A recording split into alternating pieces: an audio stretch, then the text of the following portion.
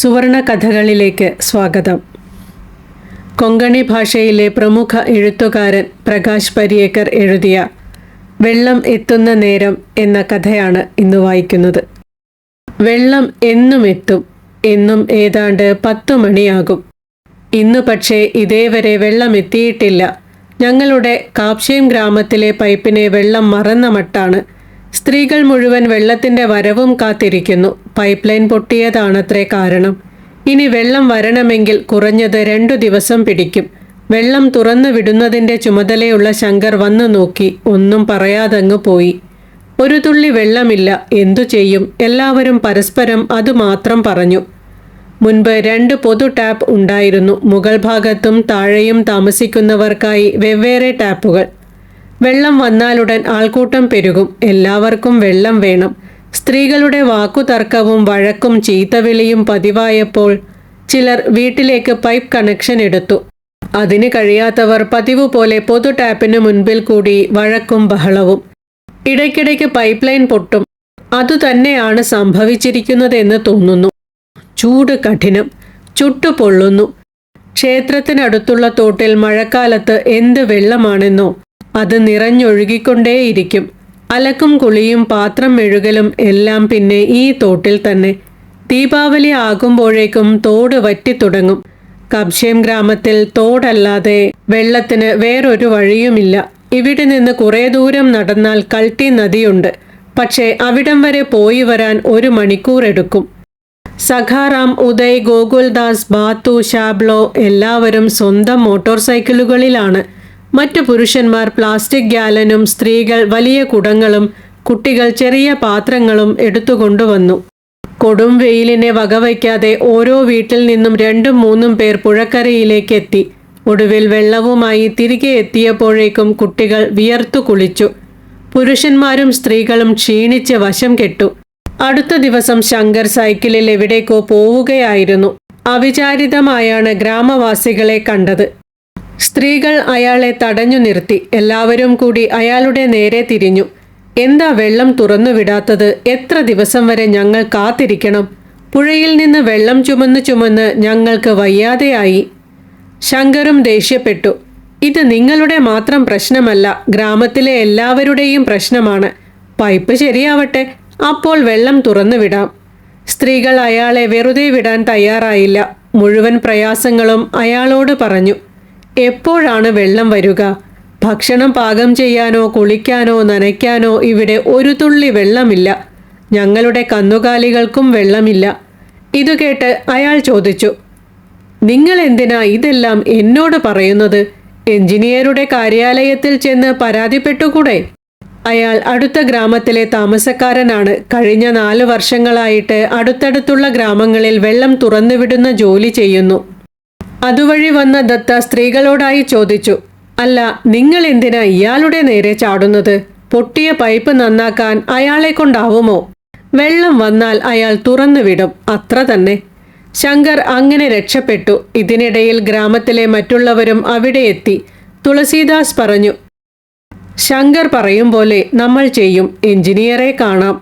പിന്നീട് പഞ്ചായത്ത് പ്രസിഡന്റിനോട് വിരോധം തീർത്തുകൊണ്ട് അയാൾ പറഞ്ഞു, പ്രസിഡന്റാണ് പോലും. നാട്ടുകാരെ പറ്റി അയാൾക്ക് അല്പമെങ്കിലും ചിന്തയുണ്ടായിരുന്നെങ്കിൽ ഇവിടെ വന്ന് അന്വേഷിക്കുമായിരുന്നില്ലേ?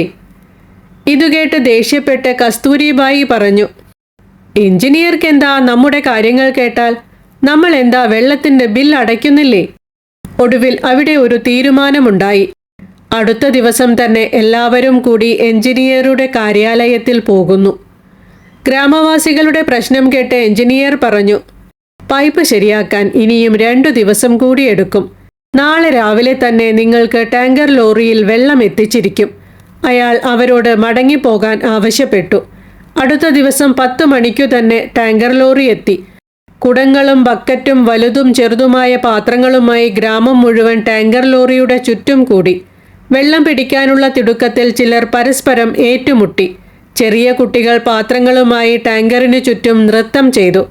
സ്ത്രീകൾക്കിടയിൽ പാത്രങ്ങൾ നിറയ്ക്കാൻ ഉന്തും തള്ളുമുണ്ടായി. മറ്റ് ഗ്രാമങ്ങളിലുള്ളവർക്കും വെള്ളം വേണമെന്നും പറഞ്ഞ് വണ്ടിക്കാരൻ പെട്ടെന്ന് തിരിച്ചു. വളരെ കുറച്ചു വെള്ളമേ കൊടുത്തുള്ളൂ. മിക്ക പാത്രങ്ങളും നിറഞ്ഞില്ല. സ്ത്രീകൾ ലോറിക്കാരനെ ചീത്ത പറയാൻ തുടങ്ങി.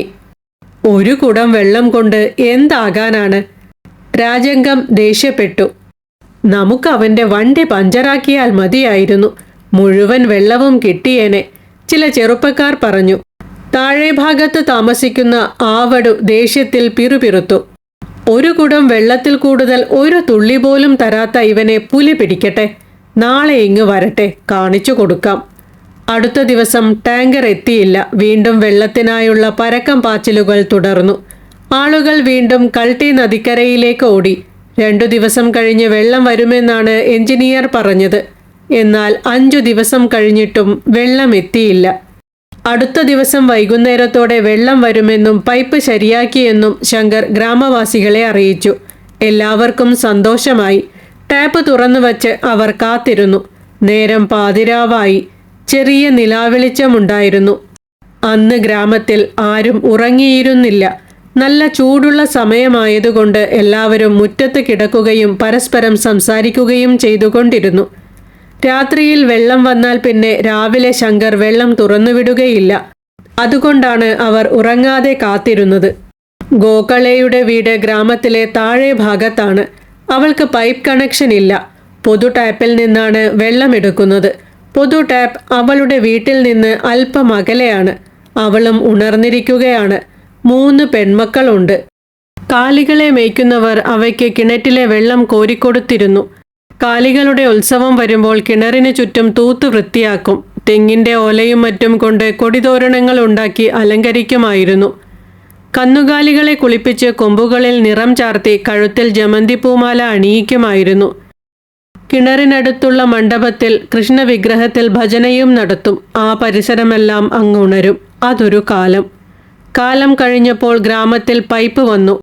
ആദ്യമൊക്കെ സ്ത്രീകൾ പൈപ്പ് വെള്ളത്തിന് മരുന്നിൻ്റെ ചുവയും മണവുമുണ്ടെന്ന് പരാതി പറഞ്ഞ് പാചകത്തിനും കുടിക്കാനും എടുത്തിരുന്നില്ല.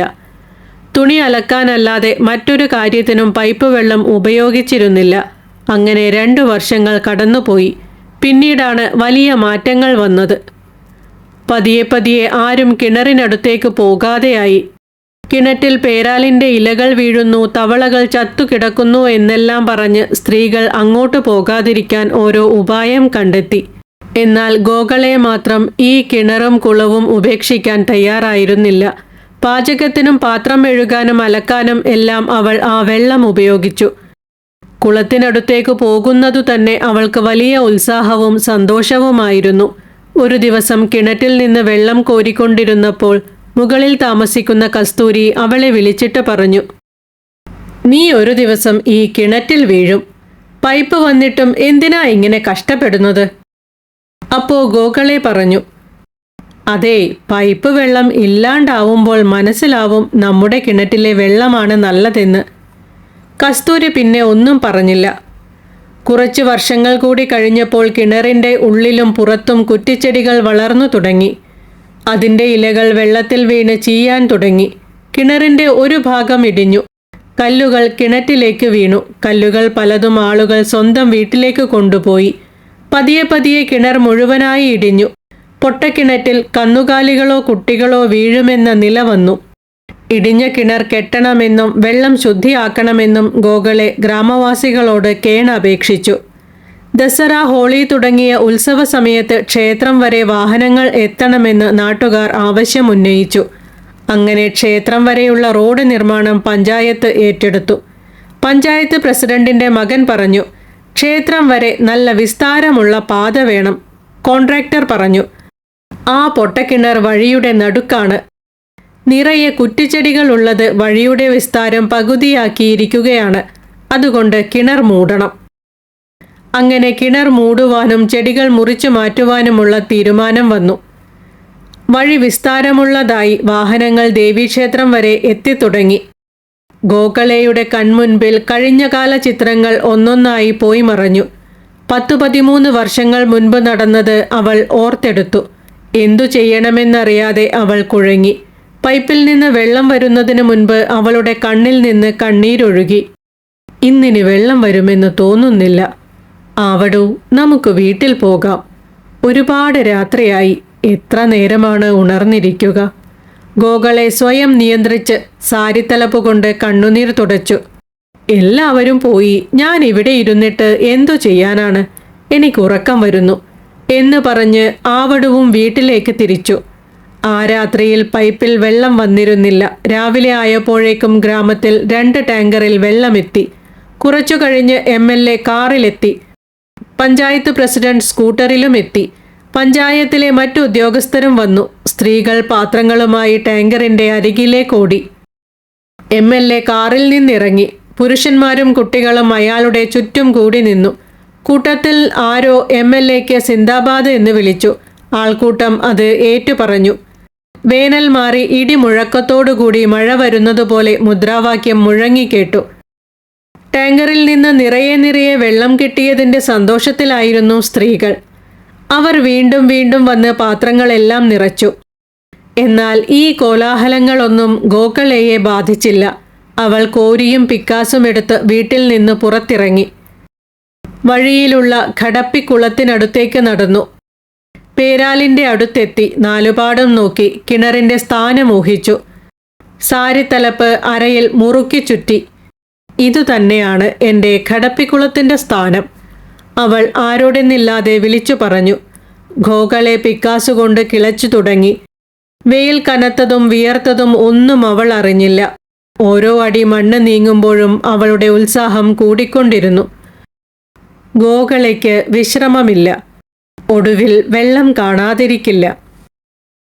മറ്റൊരു കഥയുമായി വീണ്ടും കാണാം. പ്രതീക്ഷയോടെ. നന്ദി.